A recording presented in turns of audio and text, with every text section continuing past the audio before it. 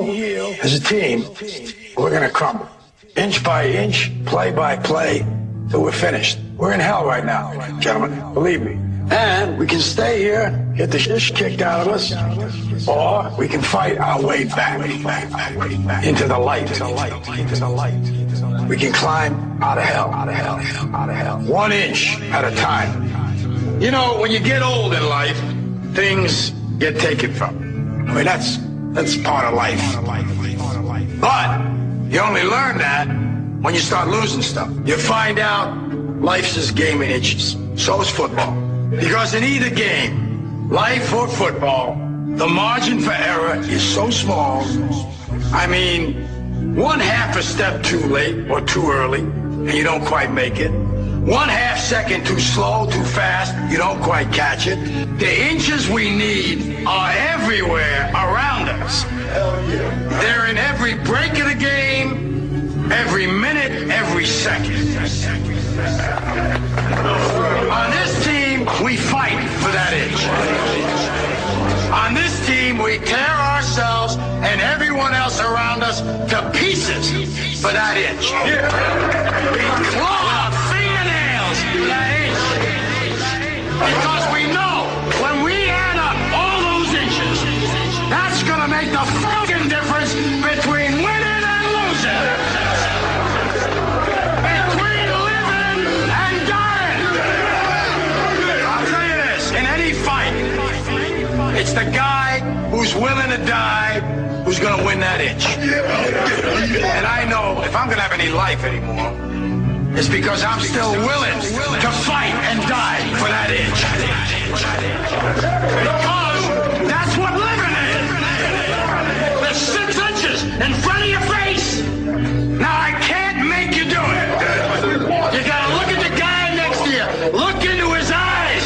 Now I think you're going to see a guy who will go that inch with you. You're going to see a guy who will sacrifice himself for this team because he knows when it comes down to it, you're going to do the same for him. That's a team, gentlemen. And either we heal now as a team, or we will die as individuals. Ideas are bulletproof. Welcome to the show, ladies and gentlemen. It is Wednesday, October 19th, 2011. This is Down the Rabbit Hole. I'm your host, Popeye, from FederalJack.com. And today I'm joined by my friend, Jerrald President. He's hanging out with us today. And I wanted to bring Jerrald back on because, he's just a really all-around cool human being, great guest, but he's also been down to the local Occupy event down here, and he's seen what's going on for himself. And in fact, if you guys remember my Sunday show, I mentioned when I had a couple people call in from down at the event that I mentioned that Jerrald had messaged me and said that he had seen the same thing going on. And rather than have you guys think that, I just made that up, because Jerrald was on my show previously, I decided to bring him on so you could actually see that, not only do I talk the talk, but I walk the walk by presenting the evidence and the people that I actually, said things. I'm not one of those people. I don't say things on air that aren't true, and I don't do shticky radio for just to get listeners. I'm not like that. So, without further ado, I'd like to welcome back Mr. Jerrald President. Jerrald, welcome back to the show. Hey, welcome. Good morning and good evening, everybody outside there in the world. How y'all doing out there today? I think they're doing pretty good. Everybody's waving to you in the chat room. They're saying hello, Jerrald. Hey, good evening. So what's your take on what's going on with Occupy Miami? I myself think that there are a lot of well-intentioned people that are showing up, but there's this core group of individuals that are trying to hijack it and trying to steer it in a certain direction. And we've been, and other people have gone down there. We are Change Miami, Mobilize Miami. These guys are getting out there, and I've been supplying them with hundreds of DVDs to pretty much bring out and give out to everybody there. And last night I gave them Freedom to Fascism, and they played it, and they said that by the end of the movie everybody was freaking out. You know, oh my God. You know, so we are dropping truth bombs on these people. But from what you saw on Saturday, you know, we got a few minutes before we go to break. So go ahead and tell the listeners kind of in a nutshell what you saw, basically. What I saw was a whole group of people that wasn't at the first meeting out there handing out packets from Occupy Boston and saying that we have to have this group of facilitators and damn dragons, and it wasn't no objective to what we was going to be talking about, and they had everybody get in a group circle and wiggle your fingers and all kind of stuff, you know, that you see when a movement has been basically taken over from people that's not even from this area. None of those people that I saw were Miamians, you know. And when you have this group collective thought process, you're never going to accomplish anything because there was never no set of objective or principles behind what we was doing that day. It just sit under this tree, pass out these packets of paper, and we're going to have a dragon, and the dragon is going to go and pull people out the crowd who's, you know, being hostile towards people. They never said, well, what we was going to talk about. There was just no structure to it. And, you know, I came out there because I want to talk to the people and inform people about the IMF and the World Bank and all this. And these guys was not talking about this. And even to this day, I still don't know what these guys were really talking about. They look like some special forces type of cats, you know, that you see over there in Afghanistan with the beards and, you know, the long hair, you know, the clothes weren't clean. It just looked like characters out of, you know, a special forces operation. And I felt that the whole entire movement, well, with these characters, I'm not saying everybody, because the people out there that I met out there was really believing what the true objective is. And these guys who was orchestrating all of this, excuse me, these guys who was orchestrating this with these pamphlets from Occupy Boston, I couldn't comprehend it. I don't believe in the Jesse Jackson chants, you know, and these, let's all sing these, you know, these little hooks of these songs. And yeah, kumbaya almost. I didn't understand it. You know, you have a guy there with a drum, you have another guy there playing Michael Jackson music while people trying to speak. It just was no cohesion, you know. It seemed surreal, honestly. It seems surreal. And there's that core group of people that seem to put themselves into certain positions of power. And what's real funny is you mentioned that you didn't see the guy that we nicknamed him Groucho Marx. Now, you said you didn't see him when you went back down there on the 15th. Now, nobody has seen him since I think it was the night before. They had some it was either the night before or the Wednesday before. They had some secretive meeting, and I had done a live show right after they had this little secretive meeting where only certain people got invited to this meeting. And that was the last time we saw him ever publicly at any of these Occupy events down here. And it's because, at least I believe, that Alex from Mobilize Miami called up, and he called out a few of them on air while they were listening. And since he did that, we haven't seen Groucho at any of these events whatsoever. Yeah. See, now, the one with the he was there. It was all the other people that I'd never seen before. He was there, but he was off in the back. He was like in a, you know, I want to say he was like a scout. He was just surveying the crowd from like on top of the little ridge. It was the other guys. The one with the must, he was off in the back. It was these other guys that you just say, who are these people? And it was just a real strange movement. And it's pretty sad, you know, because people out there was really wanted to be out there for a true cause. And these people here, you know, I still to this day, I don't know who they were, Popeye. Well, I've seen evidence, and the evidence being emails from their own little organization that were forwarded to me by somebody, like this own little group of planners or whatever, or quote unquote organizers. And a lot of them are dealing with people that are involved with the zeitgeist movement and all this other stuff. And that stuff kind of gets a little cultish, and some of the stuff that they were talking about. We'll get more into that when we get back. We're going to break. Stay tuned. Yo, Gemini, Jerrald President's hanging out with me. Are you a devil or an angel? We'll be right back. And I say both, as I continue to blame the Knights Templar and the Hospitallers, the real reason New York lost their towers. Don't sit back or hesitate to react to the impact. Many taking a nap. In fact, they would fake an attack to make way for the Patriot Act.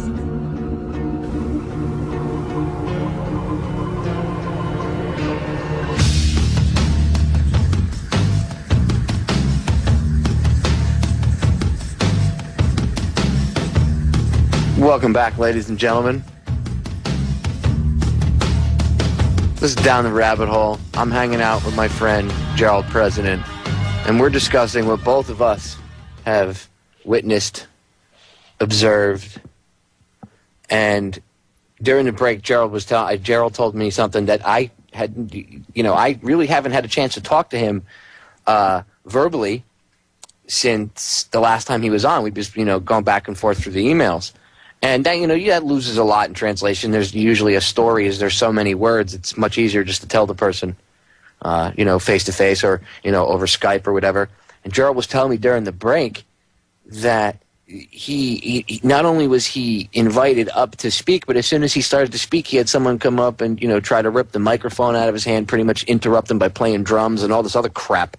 So, Joe, go ahead and tell listeners exactly what you yourself went through. So it's not just, it's not just him, it's not just hyperbole. This is literally Jerrald experienced, this kind of crap. So go ahead and tell listeners what you just told me. Yeah. When they set up the PA system, the guy sought me out and asked me to come up there and speak to everybody, because from the last time I spoke, the reception I got from that. So I that's what I came for. I came up there to speak to the people about the economic system. And when I get up there, is this one guy, a Latin dude, and he has his curly hair, and he's sitting there playing the bongos. And so the guy who asked me to come up there and speak, he handed me the PA system with the giant speakers. But the guy with the bongo set, he has his own microphone. So as I'm getting ready to speak, he interrupts me and says, "Hey, man, we ain't got time for these political speech. You can't come up here with this." And so I looked at the guy, and I'm like, this guy gotta be, this guy, what planet this character come from? I don't want to say what I really want to say. But I'm like, who the hell is this dude interrupting me?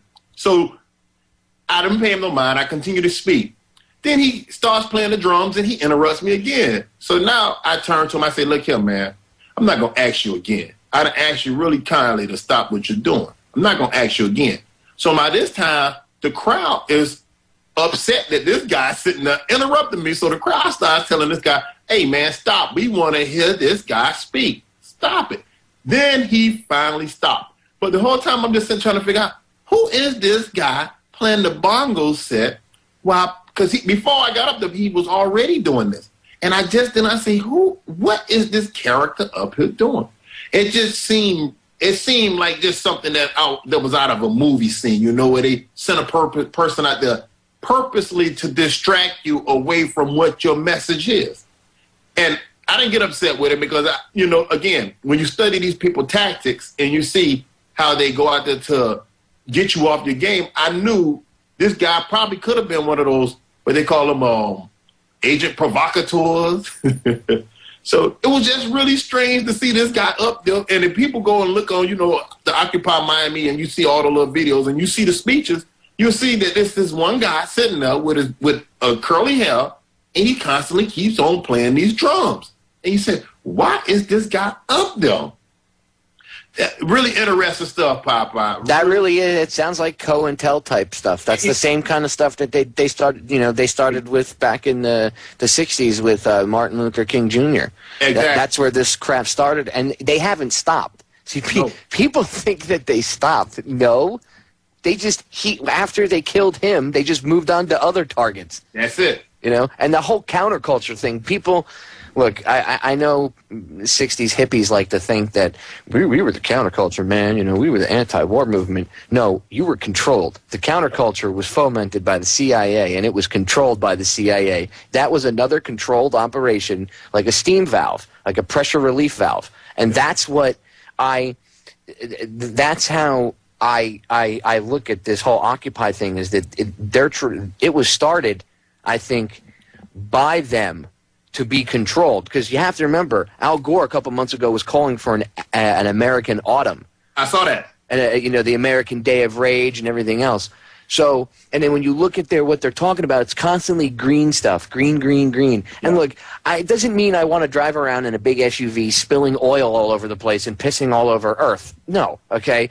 But I have respect for the planet. I don't overuse the amount of stuff that I don't use anything more than I have to. I'm not wasteful. Okay, my mother taught me to not be like that from the time I was a young age.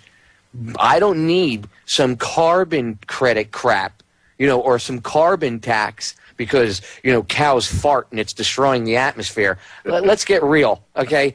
BP spill, Fukushima, you know, those two things by themselves, even if they were just accidents, which I think it's more than that, but even if they were just accidents by themselves, have done way much more damage than we have, okay, over the course of 20 years. Not to mention all the other oil spills and, you know, HARP and, you know, geoengineering and playing with the weather and chemtrails and everything else. So if anybody's a danger to the environment, it's these people, you know, these elitist, you know, morons. And then you get the useful idiots that are like, yeah, I want to save a tree. I mean, who doesn't want to, you know, I mean, at heart, who doesn't want to, like, not pollute? And who doesn't want to try to clean the planet up and make it a better place? Yeah, I can understand how that appeals to people, but they fall right into it. Yep. And like, you know, you were saying, Jerrald, there's a ton of this green initiative stuff being pushed on these well-meaning people that are showing up. Because I think, you know, like if you go down there now to Government Center, they're still camped out there. But now the people that are staying there and not showing up to, I mean, the people that just show up for a few hours, they're random people. That's cool. But a lot of the people that are camping out, they're doing, some of the people are doing dumb stuff, including, you know, drinking. And I know they were, when I was down there, they were smoking. Now, yeah, I mean, real stupid, dude. Like, now there are plants, there are some plants that they have in the front of Government Center that they do stink a lot, and they, you know, they kind of do smell like pot. But you could see people, there were literally people out there, at least on Saturday, that were smoking. And it turned out some of them were some of these people that had put themselves in positions of power, whether they were an organizer or like some underling to an organizer, even though this is quote-unquote a leaderless movement, right? Yeah. Well, I'm going to say this. The wildest thing is when you talk about the plants, and I remember how Al Gore was talking about we need an American autumn spring. And I happened to be in D.C., I took my daughter to the White House and Congress and all that, and I think it was like February. And while we was up there, they have different types of radio stations up there. And so I'm listening to a federal agent talking about how they had been in Egypt for over 10 years. And they had been teaching the people over there about how to have direct democracy, and that they was going to use the social networks. And I thought it was sort of ironic that, you know, at that time, they decided they want to get rid of Mubarak. And again, it's the same thing was happening right here in the United States. The Occupy Miami movement and Occupy Wall Street through the social media, and how those same characters who caused all of this now pop up on the scenes, like the Mr. Warren Buffetts, you know, the George Soros types of guys, the Al Gores. You know, you see these movie stars. And so to go to where you see in Egypt, who took over Egypt when the people overthrew Mubarak? The military. Who arms the military? The United States, with $2 to almost $3 billion a year. So when I look what's happening in the United States, I see the Michael Moores coming out. I see the Jesse Jacksons. I see the Susan Sarandons. I see all these types of people who haven't been nowhere around while all this poverty been going on. Now all of a sudden, the light is coming. Now you got Jesse Jackson out there in New York. I'm waiting to see which politician going to show up down here in Miami one of these days to get a photo op. Yeah, good call. I'm wondering that myself. I saw Jesse Jackson out there last night. And, of course, the cops behaved themselves when he was out there. Yeah. It's amazing what happens. We're going to break. Stay tuned, guys. We'll be right back.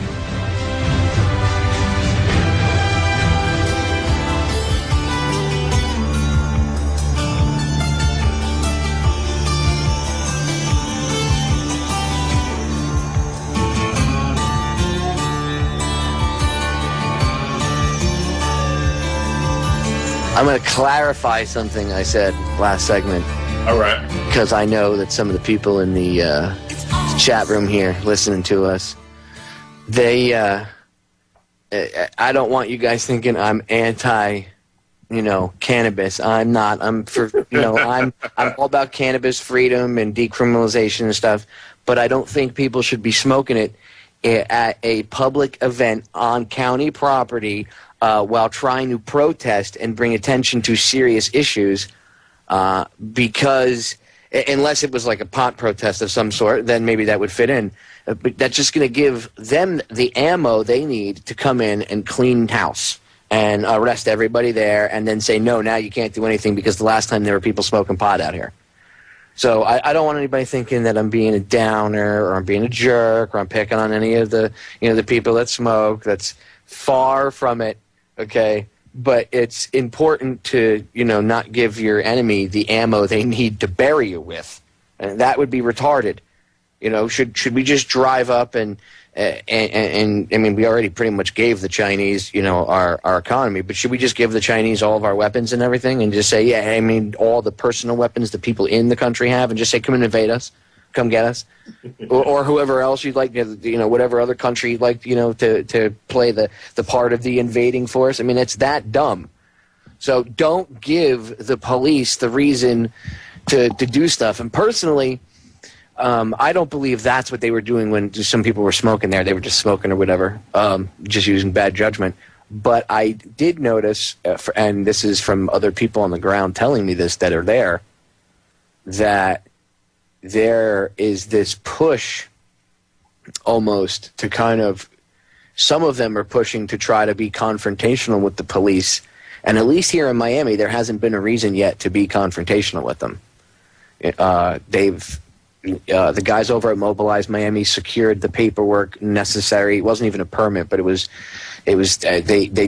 some paper saying, yeah, we're going to be here, from, and then, starting on this date. And it was basically they just letting them know, giving them a name to come to if they needed to talk to.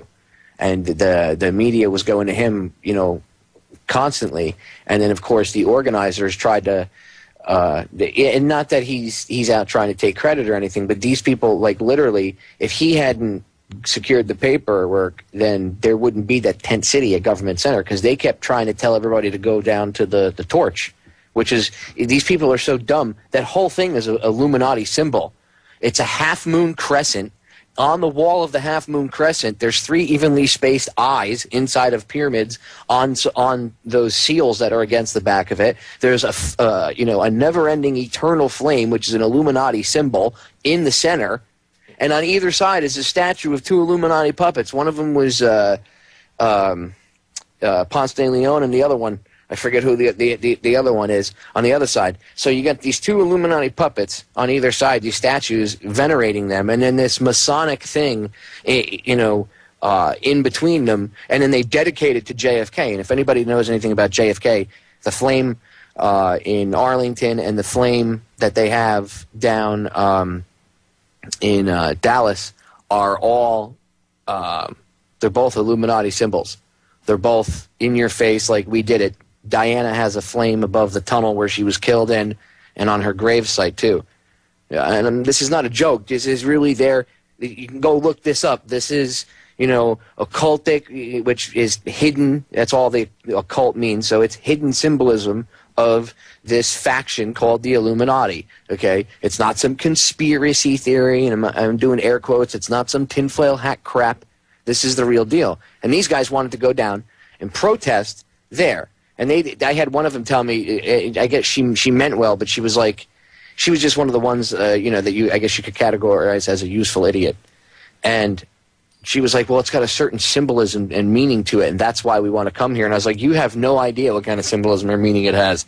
You should really do the research before you just blindly, well, this is what they say it means. Well, why don't you go research it and see what it means instead of just, going for it. Anyway, they didn't, I don't want to digress too much into that. The quote-unquote organizers never really had any backup plan, and then they had to leave the torch because they didn't want to get arrested. So everybody went down to Government Center, where Mobilize Miami had everything set up because they knew what was going to happen. So they had already taken care of it. And then a couple of days later, they're running around, and they had this. They've had confrontations where a couple feminists have come up to them and started fights with them. And then they were like, look, you need to calm down, and they'd be trying to talk to her. And then these quote-unquote wannabe organizers would come in and, why don't we talk about this man-to-man? And they try to chest up and be tough guys and all this other crap. And it's the same stuff. I don't know if you saw it at the first meeting, but at the second meeting they were doing it. I know you missed that one. They were pulling that where a lot of people were talking, and there were women that had ideas, but they weren't raising their hands. They were just sitting there all quiet.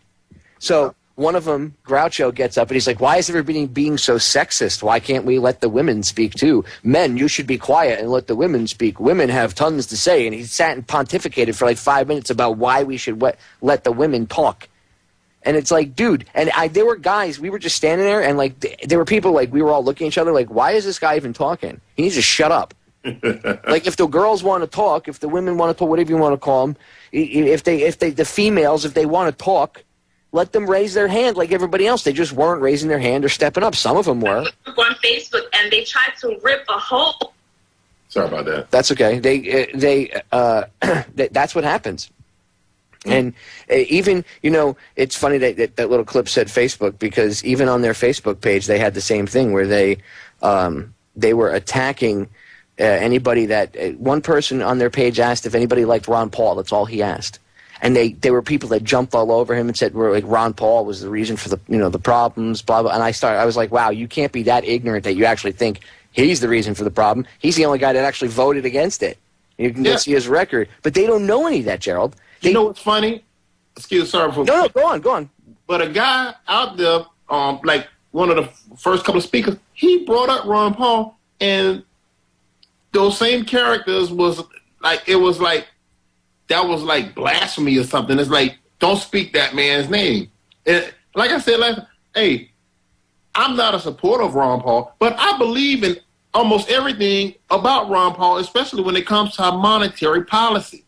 I just disagree with him on a lot of his other issues. But when it comes to monetary policy, I'm behind Ron Paul 1,000%, because he is the only person I've ever heard in political office talk about the monetary system in America. And for those people out there, when this man brought up that, and a little kid brought up Ron Paul, those people looked at those people like they was crazy. And I say, that's when I realized, I say, I can't wait till I get up here and speak to these people, because these characters really are out here basically for nothing then if you don't understand what Ron Paul is about. And that's what's so scary about how I say this movement has, I don't know what didn't happen, because they're not talking about the economic policy of America. These people are talking about grievances that they have for themselves and don't truly understand that Ron Paul is always the only one talking about a true solution to our problem in America. Complaining about your job or you lost your job, he's the only one talking about getting rid of all these trade agreements. He's the only one talking about bringing our military troops back. He's the only one talking about getting rid of the Federal Reserve and making it where his money is not interest. That's the only person that's talking about it. So when these people was telling people don't mention Ron Paul and like, hey man, there's not no political type stuff, I'm like, boy, these characters, I see it in New York. You don't see them talking about these issues in New York either. And that's it's collectivism. It's this collectivism, I think, where they have to have the group consensus. They all do that that creepy thing with the wiggle fingers, whatever they call it. Okay, that crap, that is cult-like behavior. That is all of you people partaking in that. Do not think that you're doing anybody a favor by not clapping and applauding them. That is ridiculous. No. You're being stifled and controlled. That's what that is.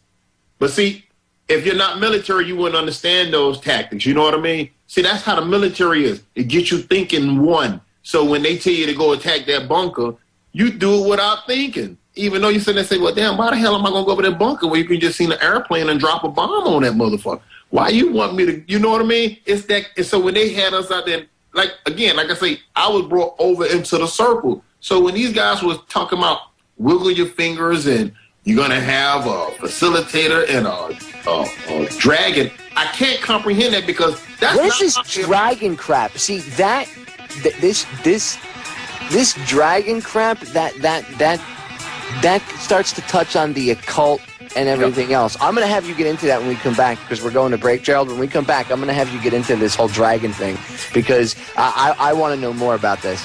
Stay tuned, ladies and gentlemen. We'll be right back.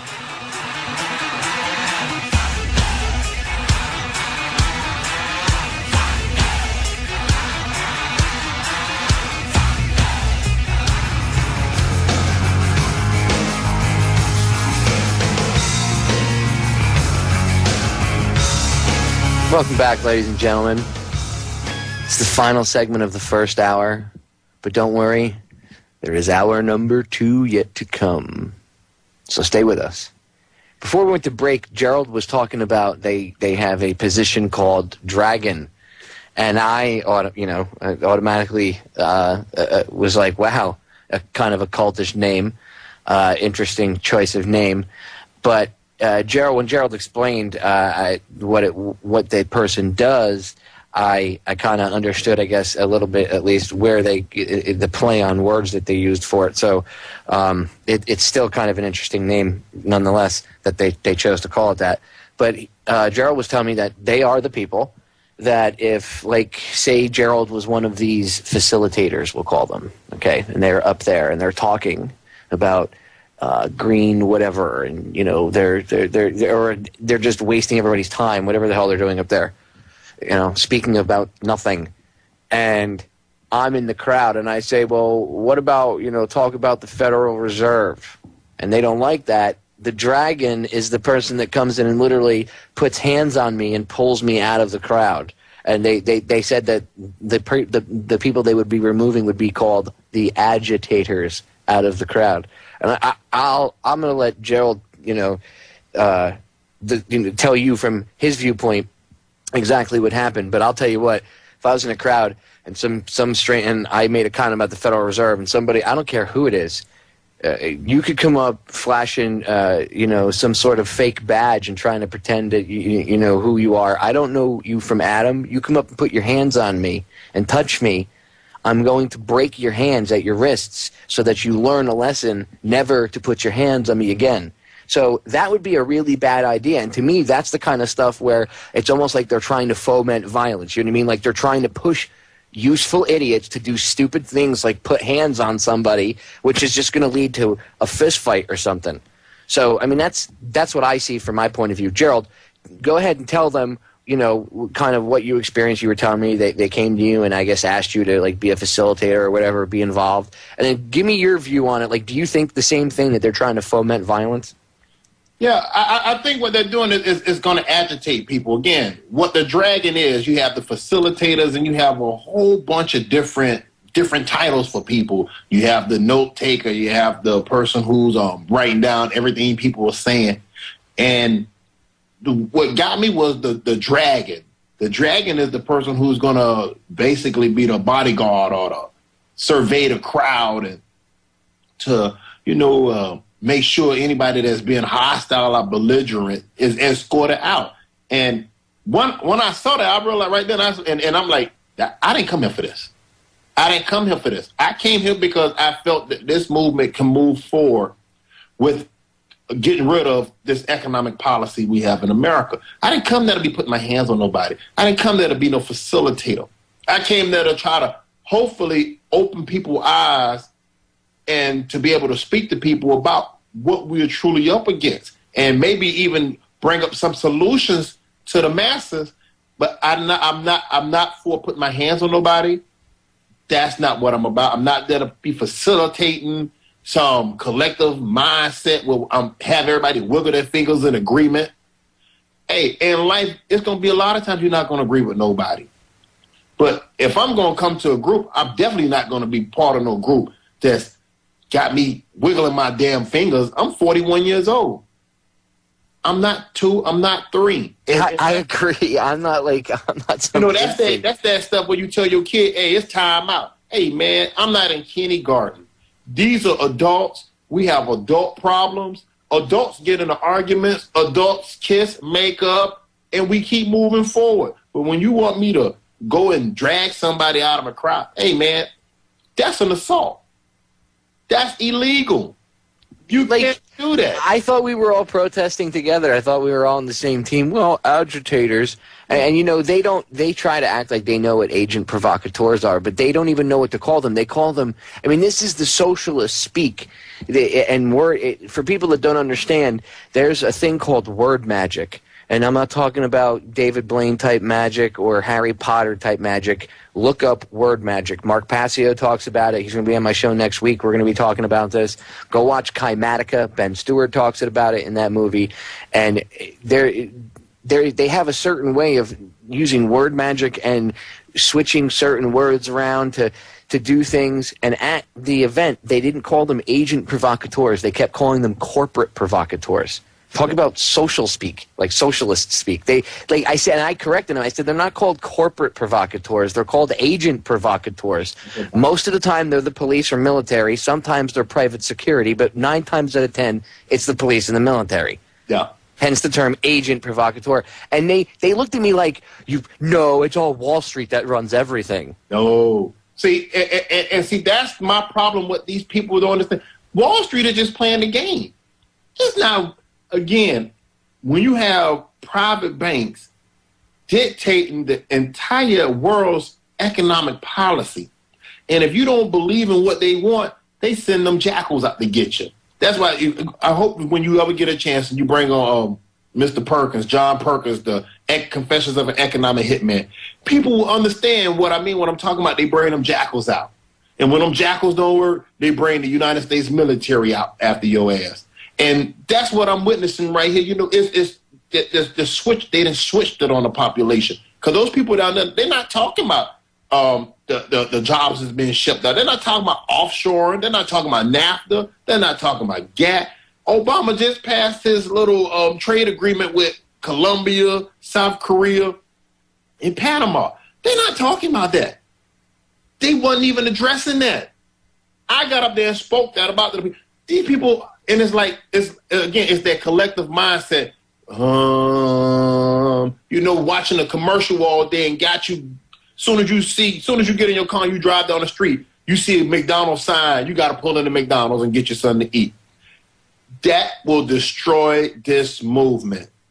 That is destroying this movement because these people then co-opted the movement. Again, when we saw Michael Moore talking about capitalism as the problem, right then, you see MSNBC, CNN, all these news networks picked up off of that.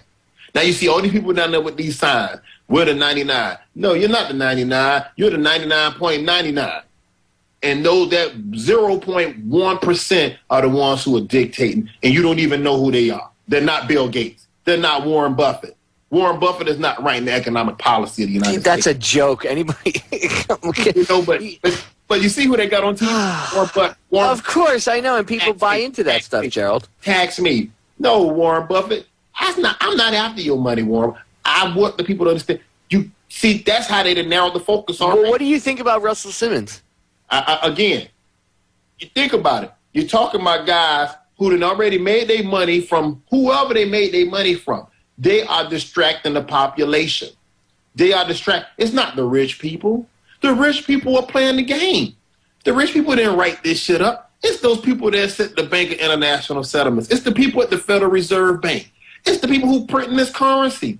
who are giving the money to the politicians and doing what and having the politicians push their agenda and make it law. Well, you can tell the people that they speak to don't even have and there's no logical thinking going on, Jerrald. Because if there was any logical thinking, any critical thinking going on whatsoever for 5 minutes, okay, they would look at Russell Simmons is a perfect example. He's like, yeah, he's hanging out with all the people. They're down capitalism, blah blah blah. Hey Russell, if it weren't for capitalism, you wouldn't be where you are today, buddy. Exactly. So you're going to talk out of both sides of your mouth. He's a millionaire, if not on his way to being a billionaire, and he's going to tell you that the rich should be taxed more. But the problem is, who defines what rich is? If you make $100,000, they consider that to be rich. Well, with the way inflation is, no, not really. You know what's sad, though, Popeye? See, that's what I always try to make people understand. Again, the website, www.jerraldpresident.info. What I always try to make people understand is, if you go and you read, if you make $150,000 a year, you are in the top 5% in the United States of America. $150,000 puts you in the top 5%. So what these people tell me, they have no idea. What is it who can print up $1 trillion? What is that person? What is a bank that can print up any amount of currency, or any bank that can use fractional reserve banking and to put it into circulation? That's power. Russell Simmons has no power. He is distracting people. Michael Moore has no power. Warren Buffett has no power. They're not the ones. It's the one who can print up $1 trillion and just put it in your bank account. That's the power. And to give and to make presidents, that's the power. And to have that president follow his agenda. If I want that country's oil, damn it, I put that money in your bank account. You are where you are because of what I did.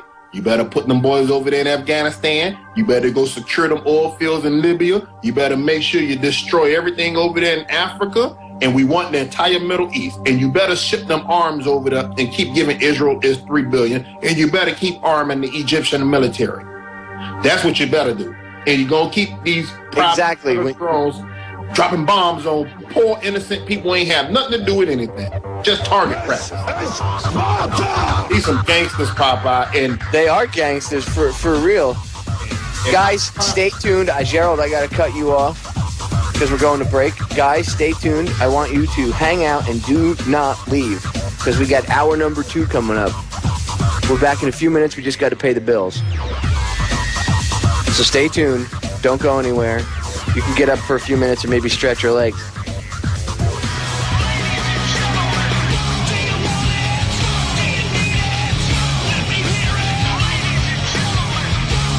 Welcome back for hour number 2, ladies and gentlemen. This is Down the Rabbit Hole. I'm your humble host, Popeye from FederalJack.com. Welcome back.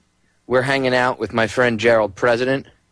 As always, it's a pleasure, Jerrald, because, we can just, our conversations flow, and you're real, so it's easy to talk to you. It's not, I don't have to, try to drill you to get your opinion on things. You're willing to give it out. You spit knowledge. I appreciate what you do at your website. I've tried, I've promoted it every time I do an interview on with you. In the archive, I always throw up a link to it. I will with this one. I'll throw a link up to it. Why don't you give out to the listeners the web address and any YouTube channels or anything else you have that they can check you out on? All right. And you can hit me on JerraldPresident.info. Again, that's JerraldPresident.info. That's my website. I deal with all policies, newspaper articles, all around the world, dealing with the everyday struggle that we as humans go on and go through in this planet. Also with my brother, Christopher Wells. He videos me, and we put the videos up on my YouTube channel, which is Jerrald President, Jerrald President, one word. And with that, you can always watch, because once a month, he films me, and we put it right to the world and let the world see exactly what my perception is of what goes on in the economic struggles. You can also hit me up on Facebook at Jerrald President, Jerrald, President, like the President of the United States. You can hit me up on Facebook. You hit me up on YouTube. You can go on my website. I'm not going to give you an opinion, people. I'm always going to give you the facts. And like Popeye said, I'm a real person. I work every day for a living. I'm not one of those people that's going to sit here and try to blow smoke up your butt. But you have a lot of people out there that are purely politicians who want to deceive you. I'm not here to deceive you. I'm here to just spit the knowledge to you people and just give you what I've gathered throughout these last 25 years on this planet. So again, that's JerraldPresident.info. That's my website. You can also reach me on Jerrald President at Facebook or just Jerrald President, one word, on YouTube. And you can see all the videos done by my brother Chris Wells, and it's always done perfectly. Thank you, Popeye. No problem, Jerrald. And you brought up a good point during the break when we were talking about Jesse Jackson. I said that, Martin Luther King Jr. would probably smack him across the face. And you said he wouldn't even bother being in the same room with him, which I think is probably more to the point because Dr. King was for nonviolence. Although I do think he would have probably wanted to kick Jesse's rear end at least once between, over the past 40 years. But you made a really good point. Jesse Jackson's a member of the Council on Foreign Relations. And isn't that amazing? This is a preacher. He's a preacher. And see, that's why when you see the characters like him and the guy who's Richard Trumka, the head of the CIO, and you see that these people are members of the Council on Foreign Relations. And again, people, I'm not giving you an opinion. Go to the Council on Foreign Relations website. Go to their website and look at their members. They don't hide it from you. And so you have to wonder, why is the guy who's the head of the largest trade union in the United States, why is he part of the Council on Foreign Relations? Why is Jesse Jackson, a preacher, part of the Council on Foreign Relations? And then you see these people out there in New York, and they're talking about taxing the rich. They're distracting you. They're not talking about the Federal Reserve. They have not once mentioned the Federal Reserve. But again, people, these people are members of the Council on Foreign Relations. So Americans, people around the world who are listening to this broadcast, stop watching these shows on television. If you do watch them, Google that person's name or go to these websites, the Council on Foreign Relations, the Bank of International Settlements website, go to the World Health Organization website, go to the International Monetary Fund's website, go to the World Bank's website. Don't take my word. Don't take Popeye's word. Don't take anybody's word. Go and read these documents yourself so you can understand what you're fighting. Occupy Miami, you are being led down a path that you don't want to be down. Because it's going to still be NAFTA, it's still going to be GATT, it's still going to be CAFTA, it's still going to be all these trade agreements. You're going to still have your military all around the world. So when your kids are graduating and they can't find a job, but it is a job for them, maybe part-time at Walmart where they're stocking shelves, blame yourself, people. Blame yourself. Blame yourself.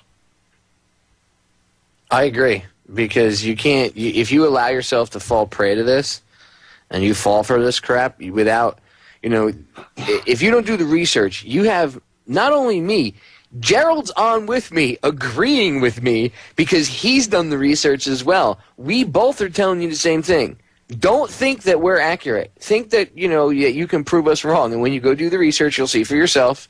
Why don't you go research what Dr. King's family, how they feel about who really killed their fathers, their husband. Go see how they feel. They don't think James Earl Ray did it. No. They think he's innocent. They had a civil trial about 5 or 6 years ago, and they came to the conclusion with the help of William Pepper, who is an attorney and / investigator, writer, author, I guess you could say. And if it weren't for Pepper and, King's family, you wouldn't know that his own family doesn't think that James Earl Ray did it. They went to James Earl Ray's funeral. They told him when he was in jail that they think he was innocent. There was a civil trial. And you know what the civil trial found? I know what it found. You know what it found, listeners? I know Jerrald knows. It found that there was a plot by the United States government, including the CIA, the FBI, and Army intelligence, to kill Dr. Martin Luther King Jr. Go look it up.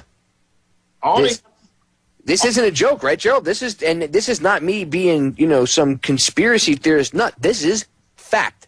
All they have to do is just go to the Library of Congress. Just go to the Library of Congress and type in COINTELPRO.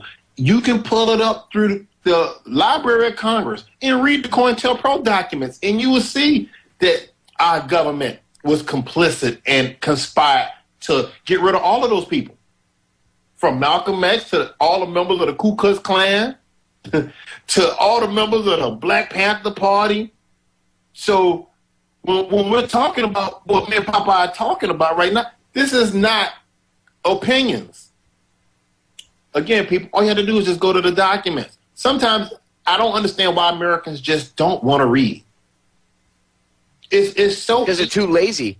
They've been dumbed down with all the mind control, and like Charlotte Iserby talks about the dumbing down, where everything's about instant gratification. And she warned in her book long ago that they were going to use computers to end up trying to replace books and stuff in school. And look what they're doing now.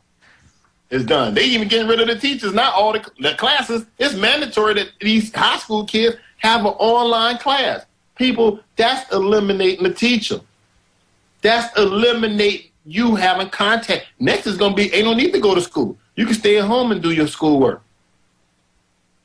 We have been conditioned this way. Again, it's that collective mindset. It's that collective mindset. And it's pretty scary. Again, they're not hiding this information, America. They're not hiding this information from you. Right now, it is what they found out that it's $235 trillion in derivatives by the 4 major banks in the United States. $235 trillion. And here you have people out here talking about tax the rich. With Council on Foreign Relations member Jesse Jackson and Council on Foreign Relations member Richard Trumka and Mr. Michael Moore, who, if I'm correct, I don't think he owns any corporations neither. Yeah, but he's controlled by plenty of them. That's why he's talking about capitalism. Of course, see, he's a red herring in himself. Michael Moore, look what he did with 9/11. And when We Are Change confronted him and said, why don't you ask real questions about 9/11, he said, because that would be unpatriotic. So that should tell you where he stands. Why didn't he even have Building 7 on his movie? Yeah, exactly. That's the key point right there. Why didn't you even ask about that? That would be un-American, Jerrald. Hang on right there. Listeners, stay tuned. We're going to break. We're back in 3 minutes.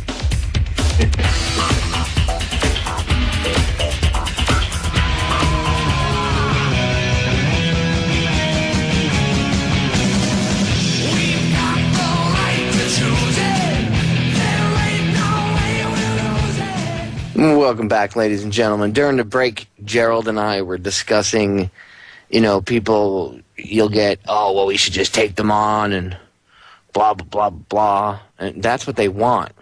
They want that anger and that violence because they already have everything in place for that contingency. They already know. They've got the camps ready. They've got Rex 84. They've got the militarized police. Jerrald, you know firsthand, that the police are being militarized, and I know it disgusts you, especially being a veteran. You're like, what's the deal? Speaking of that, did you get a chance to see the Marine sergeant versus the NYPD cops? I was highly impressed, Popeye. Yeah. I was, and I noticed how they stood back when this guy spoke. Did you see the look in their eyes? It was a look of fear. But you know what? They need more people like him and myself who are ex-military and yourself ex-military to speak about these issues because, like the man said, he done served all these tours over there in Afghanistan and Iraq. And then he come back to his own country. Those people, they don't have any weapons. Why are you beating them up in the streets? But yet you got Hillary Clinton going over there with Libya, talking about I'm with you. Over there in Egypt, talking about I'm with you. It's okay for those people to do it. But when Americans do it, we have Mr. Bloomberg want to send NYPD, the most militarized police department in the United States. to go and beat people down with billy clubs. With billy clubs. They're beating those American citizens. See, that's the thing. What they need to do, all those people out there, what they need to have in their hand is the Constitution and to show them their rights. Freedom of speech should never be abridged. You cannot. Well, see, that's what people need to do. If you know you're going to get it, like, if you're at that point where you know you're going to get arrested, you should have a pocket constitution, or a bunch of you should have a pocket constitutions on you, or a big, people should be going down there with posters of the Constitution and holding that up. And as the cops are beating people down, you want a really good picture for the front of the mainstream media newspapers and all these news, websites. You want something for all the alternative media put out there for the world to see? Let the NYPD beat somebody down holding a copy of the Constitution in their hands. Wouldn't that make for an interesting photo? But that's not what they're going to show you a damn photo of a 99% or somebody with some dumbass mask on their face. That's what they're going to show. But that's what they should. Because no matter what, I always have the Constitution with me. I always have the Constitution. I have my Bill of Rights. Because I always make people understand, hey, you have amendments that protect your freedom of speech. The Fourth Amendment protects you from unlawful search and seizure. You can't, see, that's the thing. They know you don't know your rights, so they can violate your rights. See, that's why I speak like I speak, Popeye, because I understand and I know the First Amendment. I know the First Amendment. You cannot abridge my right to speak. And especially on public ground, now on private property, that's a total different story. But on public grounds, you can speak all day long. So this garbage with these permits, that's BS. The Constitution gives you the right for free speech. That's what those people out there need. That's why I love what that Marine said. I love that. And he was so correct. Like he said, my mama, my daddy are both ex-military. I'm ex-military. How am I going to be in my own country and you're going to turn people who, now got to remember, the police department is subsidized by the taxpayers. I subsidize. But when you see NYPD getting money from, JP Morgan, $4.5 million, $4.1 million, you say, well, why are they giving this private man, giving this police department this little gift? And then you see, they was on 60 Minutes just 2 weeks ago, talking about how militarized they are and how they have special stuff to shoot their airplanes. Now, if I'm correct, Popeye, again, I don't think the people in New York had anything to do with those buildings, whether you believe it was done by the government or done by somebody from another country in a fucking cave.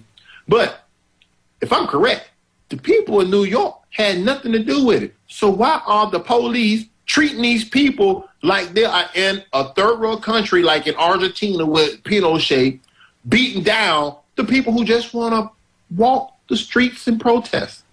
You got to wonder what is going on. But again, last time I talked about, Popeye, New York is the only city where it's illegal to have and for your Second Amendment. They violate your Second Amendment rights every day in New York. Oh, yeah. So, and Bloomberg acts like a tyrant. Look what he did to, what's his name? Plaxico Burgess. Yeah. He made an example out of him purposely. And that guy, he shot himself in the leg. He already got shot by himself. Okay, so that's a double whammy. Not only did he get shot, but he did it himself, so now he looks like an ass, and you're going to go and throw him in jail because he had a gun? See, that was Bloomberg. That was a psyop. That was a psychological operation to set a point across to everybody else. That's what that was. Look, this guy is he's this spotlight, in the spotlight athlete. Everybody knows who he is, and he's not above the law. So if he's not above the law, none of you are above the law. Don't have guns. Don't try to defend yourself. In the city of New York, call the police. Which, if anybody's ever called the cops anywhere, the cops are never going to make it there in time to save you from getting stabbed or shot. They usually make it when you're bleeding out and the person's already run away by that time. You're in law enforcement, Jerrald. Police cannot save everybody. It's impossible. There aren't enough cops in the world. Just like the T-shirt says, you can see them at gun shows. I carry a gun because a cop is too heavy. But I'm saying this. See, one thing people have to remember. The police and all law enforcement have been co-opted by the federal government. And when you have budgets that's being cut back and you have the federal government funding your department, you're going to do what it comes down from the federal government because you want those funds constantly coming in. You want that overtime constantly coming into you because little Joy got to stay in that private school. And my other wife and my other girlfriend, hey, I got to keep them rent payments up. And don't forget, I'm on child support for another couple of children I got out there. So I'm not going to rock the boat, even though I know I'm violating your civil rights. I'm violating your constitutional rights. See, that's the thing I loved about that guy that was that Marine, that he spoke out. Now, I don't know if he's active duty. I don't even know if this guy was a plant. But one thing I do know is he was on point when he said, these are American citizens, and why are you treating them this way? That's the thing that people keep forgetting. We're all American citizens. We're citizens of the world. You should not be treating. But again, they're not supposed to be protecting private property. That's on that private industry's responsibility to go hire their own security. The police are supposed to protect and to serve. But I want you to check out this, Popeye. Next time you see any police vehicles ride by, look on the side of that car and see if you see anything that says protect and to serve. That's not on the side of any police vehicle anymore. It's those little small things that people don't remember. I remember growing up and it was always on the side of a police car to protect the community, to protect and serve the community. Not to protect and to serve the private interest banks who stole my pension fund, J.P. Morgan Chase, partly owned by Mr. Warren Buffett and his $10 billion loan to him. So come on, and it's so sad, Popeye, because all law enforcement's pensions have been stolen.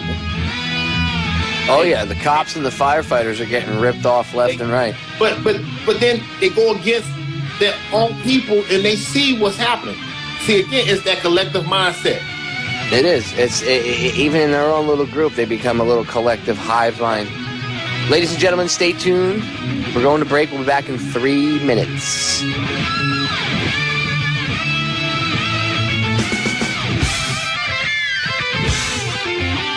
Let us never tolerate outrageous conspiracy theories concerning the attacks of September the 11th.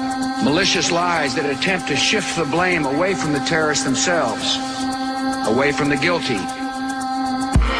People are always asking me, yo, Gemini. See, Jerrald, he was trying to tell us even then, don't believe my lies, Cheney's lies.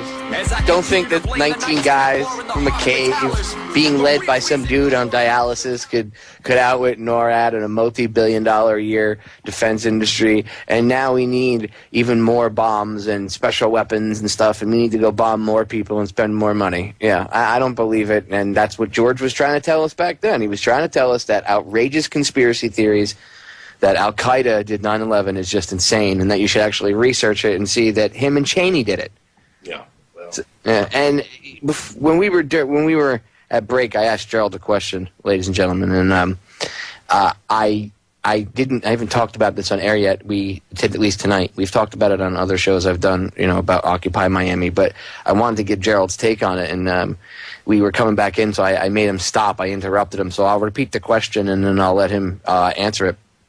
But what happened was apparently and I'm doing air quotes, an off-duty police officer brought a movie projector down for Occupy Miami, and none of them really trust him, but he's trying to gain their trust, and he outed himself as a police officer, and he stated that he did that to try to gain their trust or whatever. Although if I was going to plant myself, that would be the first thing I did, was out myself so that I could, I could gain their trust. That's like the ultimate sacrifice to gain their trust.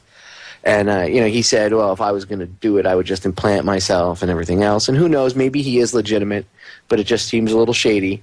From your perspective, what do you think of that whole thing? Do you think that that's, that the guy's legit? Or do you think that's just not how police officers behave? Even though we'd like them to maybe behave that way, that's not how they really do it. What say you, Jerrald?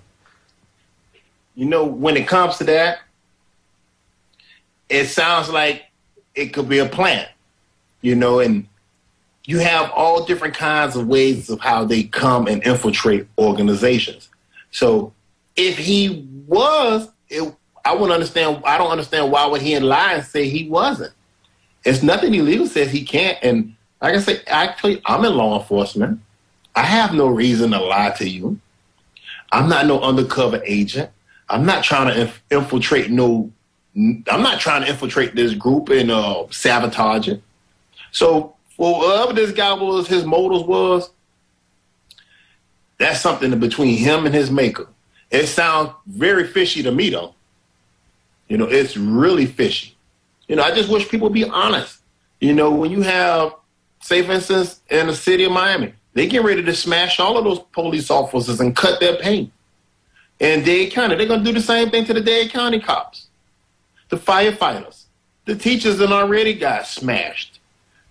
All throughout the state of Florida and all across the United States, they're smashing cops. So I don't understand why would they not even sit there. If you're off duty, you're off duty. Nobody's not doing anything violent. It's not illegal to gather, you know. But you know, when you have a society that's been militarized and the police that's been militarized and sheriffs and chiefs of police need to have this state of constant fear to the population, I can understand why, you know, somebody probably come out there and, you know, BS the people and say he's something that he's not, or saying he's something that he really is. So you have a society that needs that subsidy, that subsidized taxpayer money to keep filling their coffers. So that they're going to always send those type of people out there. You know, so I don't know what this guy was trying to do. And cops are afraid of losing their jobs now. So they're, you know, and right now I noticed that Miami they delayed it. They didn't say that they're not going to do it. Exactly. They just delayed it a little bit longer. So instead of a ton of cops getting fired like 2 or 3 days ago, it'll be maybe another month or 2 or 3 months that they'll have their jobs, and then they'll all get laid off or fired. And you know, I always say all the time, you know, most of these police officers in New York are the same way. They're only one paycheck away from being on the other side of that you know, that barricade and the other side of those batons. So I don't know. You told me that you try to educate your fellow officers. Do you find that they're receptive to what you talk about? 99% are lost. And that's just the honest truth to the population and to the people that's listening to this.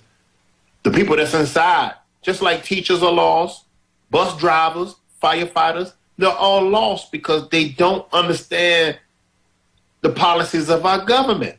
So you have guys who I know voted for John McCain, and to say that President Barack Obama destroyed their way of living.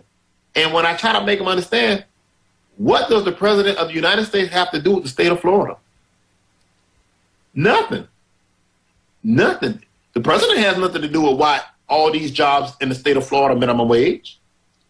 What that has to do with your governor. That has to do with your legislators. You know, I stumbled across a real interesting thing. It was called ALEC.org, ALEC.org. What it is, it's a private business group that flies. Again, it's called ALEC.org, ALEC.org. And it's a private business that filled with thousands of businessmen who have retreats with your state legislators to craft legislation to privatize all of your industries. And so when I deal with the people that's in law enforcement, you find out that 99% of them are Republicans. I always ask them, how could you vote and put these guys in office if these are the same people that's talk about cutting your pay, cutting your benefits? And you know what I always get from them? Hey, because they're going to stop raising my taxes. And then I say this to them, Papa. This is just to show you just how, I'm not even going to call them a dumb. I'm just going to call you what type of assholes I deal with. These guys will say, well, I don't want to pay more taxes. I say, well, right now your paycheck comes from people who pay taxes. They don't understand.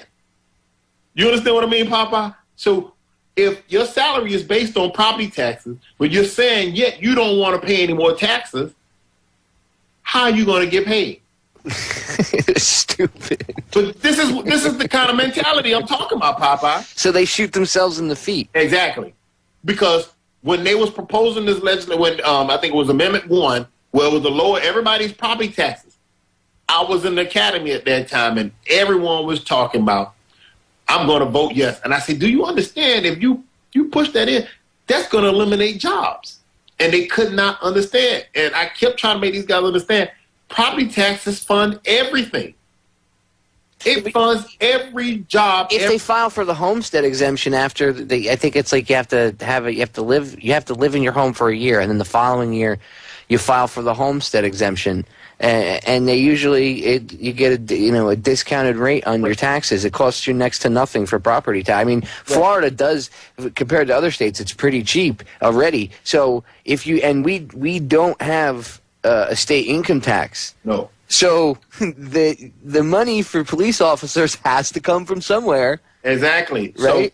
So, and see, that's the thing, is because our educational system don't. That's why when I was in high school, I can never understand. They never took, if you come in a poor community, they don't take the kids to see how the legal profession works.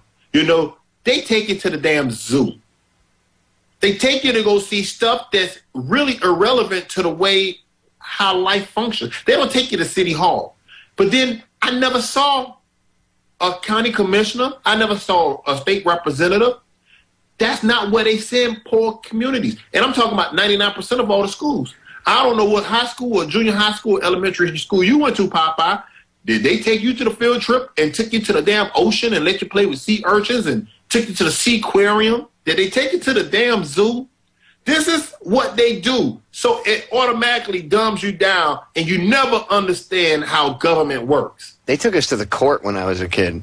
Oh, they took you to the court. See, they never took us to the... See, that's the difference. Well, we were like a bunch with the one class, our law class, most of the kids in class, it was ironic, most of the kids that took this law class were like the kids that were always getting in trouble. I guess it was, we were trying to figure out the law so we could get around it.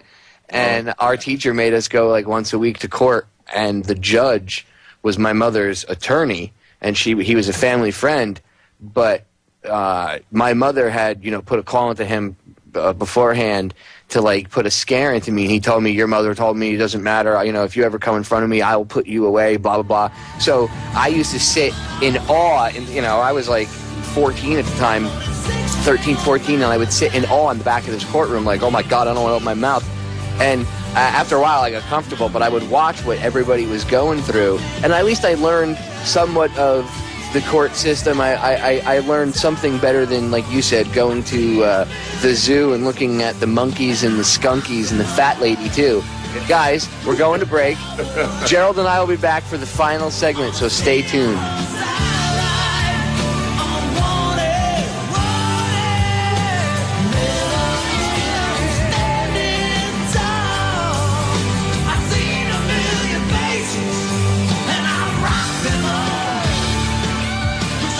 Well, welcome back, ladies and gentlemen. This is the final segment of the Wednesday edition of Down the Rabbit Hole.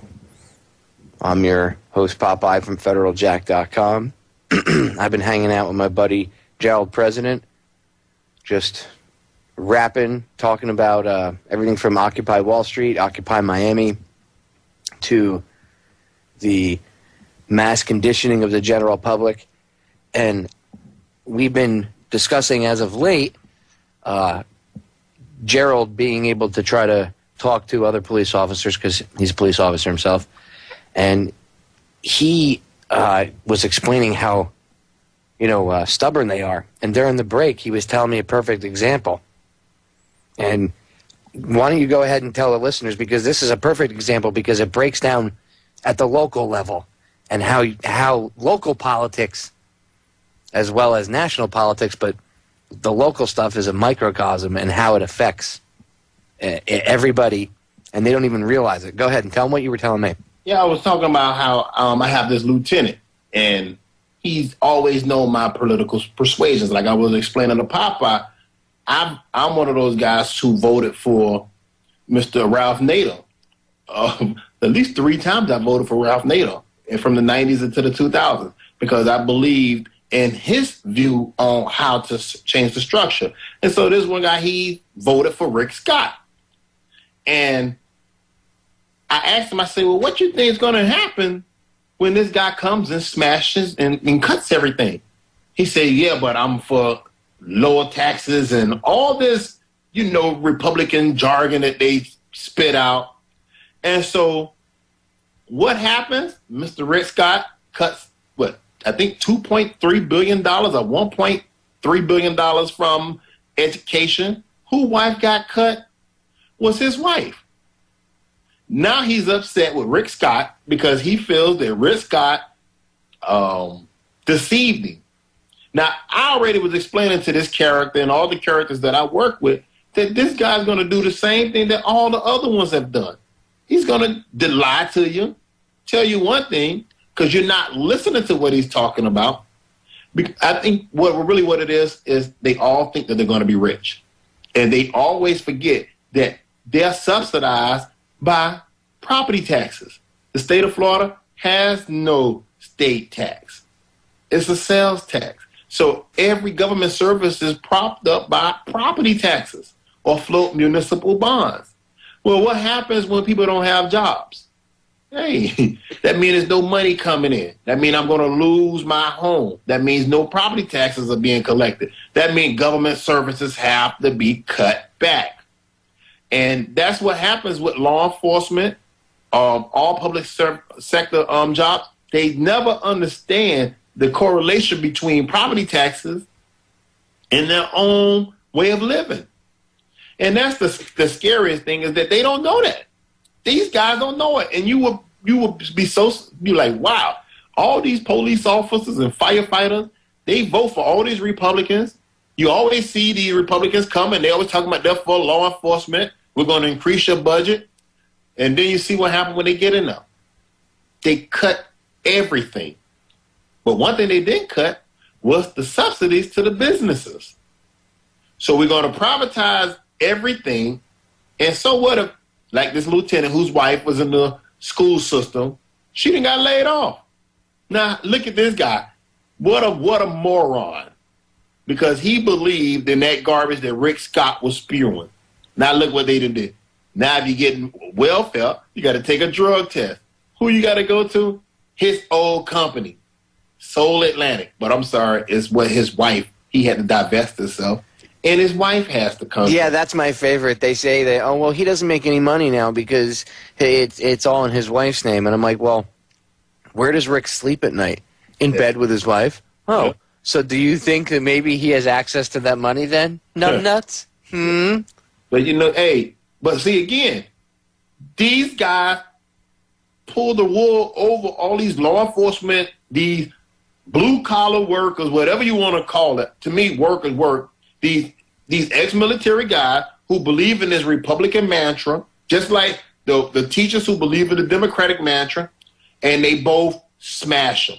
You got the Republicans pull back all the funding, cut all the funding to all these schools. They cut all the funding to every local county. And then what the county got to do? Got to lay off, got to cut services. It's the same thing. And on the federal level, you have the president pushing his economic and his education plan, the race to the top, which really is a race to the bottom. What they doing? Privatizing all the schools with this charter school scheme. And they laying off teachers. So you get it from both sides. And again, these people ain't listening to Ron Paul. They don't want to hear what Ron Paul have to say. They don't want to hear about the Federal Reserve. They want to hear, I guess, what the hell Arnold Schwarzenegger doing in his bedroom.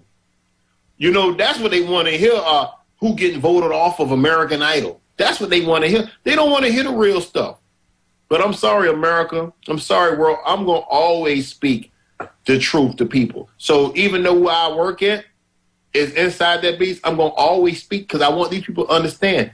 I'm fighting for you. I want you to understand what I'm talking about. So when your kids graduate, they don't have to go to college and pay $30,000 a year to get a degree in worthlessness. And then where they are, back at home with your monkey ass and unemployed. And now you're looking at your kid like my kid is a piece of garbage. Well, you've been living off the taxpayers your whole life, Daddy. It's It's that disconnect that Americans, again, look at all the southern states. All the poverty is in the southern states. All the Georgia, Mississippi, Alabama, Louisiana, South Carolina, North Carolina, Georgia and Florida, Missouri are the most poorest states. Who they elect? Republicans. Why? I'm for illegal immigration. I'm against gay marriage. All these BS things. But never once do they talk about, I'm also for globalization and shipping these jobs out of America. You know, oh, yeah, we're going to bring a BMW factory. Oh, yeah, but the wages, they're going to have to be like the wages that's in, say, China. So even though you're putting together a $100,000 car, we're only going to pay you $12 or maybe, if you're lucky, $15 an hour. Again, you will be amazed to find so many people in law enforcement that vote for Republicans and so many teachers that vote for Democrats, and then they both shaft them. They both stick 12 inches up inside of them. And I agree, 110%, and they're going to do it to every one of them. They do not care. No, I mean, think about it. These people, Broward County laid off 1,400 teachers. Those are people who have college degrees. It's bad enough all these service industry jobs are serving you some burgers, selling you something inside of a store, selling you some shoes. That's the economic policy of America. Every job is to be a service sector job. There's no industries. They've deindustrialized the United States, and now they're militarizing the police departments. Why do you think they're building up all the prisons? They didn't cut the funding for the prisons. And then who they going to do? They're turning it over to a private company. Just like we talked last time, Popeye. Look at 95. Don't ride down 95 after 4 o'clock in the afternoon. Get one of those $8 Sunpass pops. These are some gangsters, man. They're gangsters, and they go and hire poor people to do their bidding while they behind the veiled curtain throwing grapes. It's pathetic. But again, these guys are voting for Republicans. Teachers are voting for Democrats. And what happens? Teachers then got laid off. They kind of get, watch and see what I'm telling you people, your listeners right now. Watch and see what happened in Dade County. Those police officers expect 25, 30% pay cuts. And if they don't accept them, you're out the door. Here's your pay slip. Just like those highly firefighters, the 40% reduction in force. You're going to lay off 40% of the workers? 40%. So now what this going to do to the tax base? It's going to destroy the tax base again. And then what they're going to do, going to come back next year and lay off more workers. Yeah, because it's like a or vicious cycle where it's eating itself, because the more people you lay off, now you have less, because a lot of those people might live in that city. Exactly. And there are cities where officers and stuff don't live, but it's not just about cops. It's cops, firemen, EMS, right, teachers, and other city workers that maybe do live within the city limits. Now you lose that taxable income because they can't pay taxes. Now they might have to move out. Good job, morons. And now you're going to have that empty space, and it's a vicious cycle. More services. See, but if people would just go, if they go to the World Health Organization, you go to IMF, you go to the World Bank, and you just Google structural adjustment program. It's in their own blueprints of how to do this. But these people are not paying attention to that. They don't want to go and see this. And then they would understand what they're up against. Again, you have all these state legislators went to Louisiana to discuss how they're going to privatize the rest of all the public service jobs. Yeah, and privatization is the other end of the spectrum. That's not good either, because that's just as bad. And you end up with things like Blackwater. Jerrald, we're out of time. Listeners, thanks for hanging out. As always, it's a pleasure. Jerrald will be back on soon, I promise. 2 hours is just never enough time with him. And I'll be back Friday at 10 p.m. Till then, Semper Fi, I'm out. Whoa.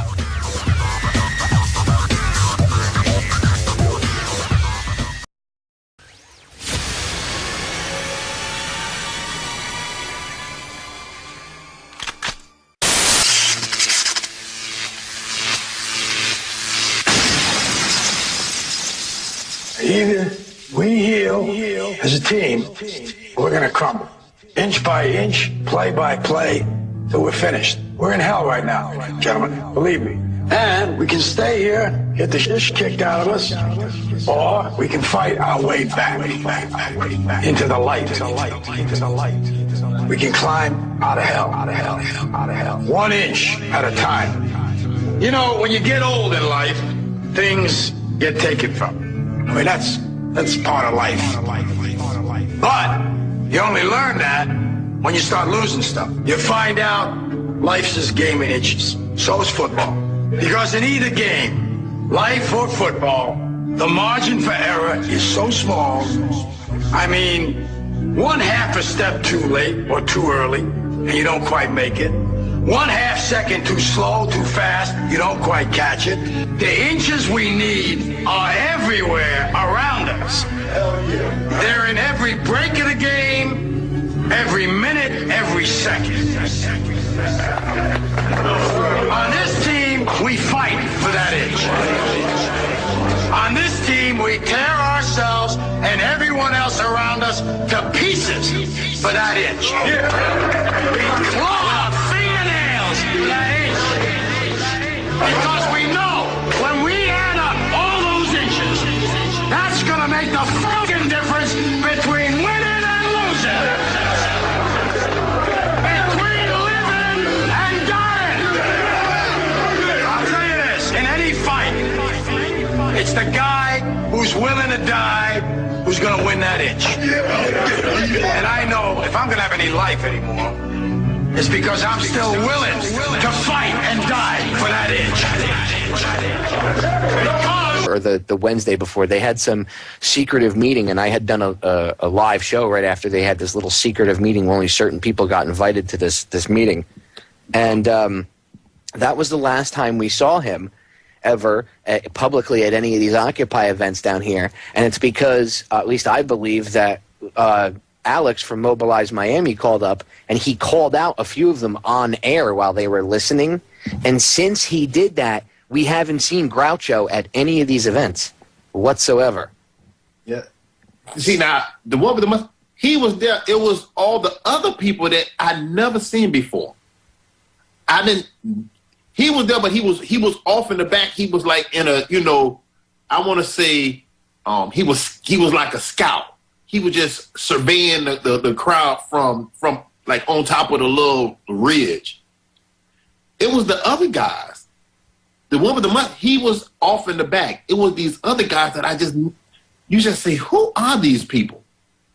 And it was just a real strange move. And it's pretty sad, because people out there was really wanted to be out there for a true cause. And these people here, I still to this day, I don't know who they were, Popeye. Well, I've seen evidence, and the evidence being emails from their own little organization that were forwarded to me by somebody, like this own little group of planners or whatever, quote unquote organizers. And a lot of them are dealing with people that are involved with the Zeitgeist movement and all this other stuff. And that stuff kind of gets a little cultish, and some of the stuff that they were talking about. We'll get more into that when we get back. We're going to break. Stay tuned. Yo, Gemini, Jerrald President's hanging out with me. You a devil or an angel? We'll be right back. And I say both, as I continue to blame the Knights Templar and the Hospitallers, the real reason New York lost their towers.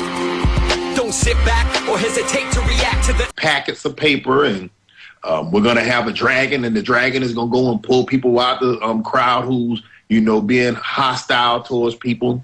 They never said, well, what we was going to talk about. There was just no structure to it. And, I came out there because I want to talk to the people and inform people about the IMF and the World Bank and all this. And these guys was not talking about this. And even to this day, I still don't know what these guys were really talking about. They look like some special forces type of cats, that you see over there in Afghanistan with the beards and, the long hair, the clothes weren't clean. It just looked like characters out of, a special forces operation.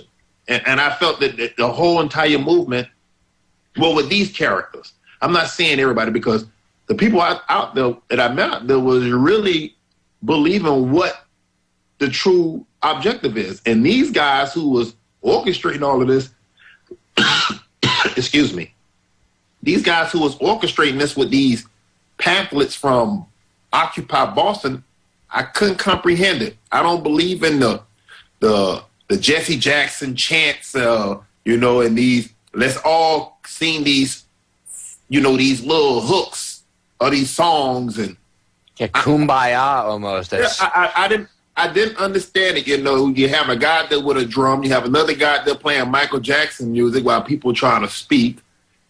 It just was no cohesion. It seemed surreal, honestly.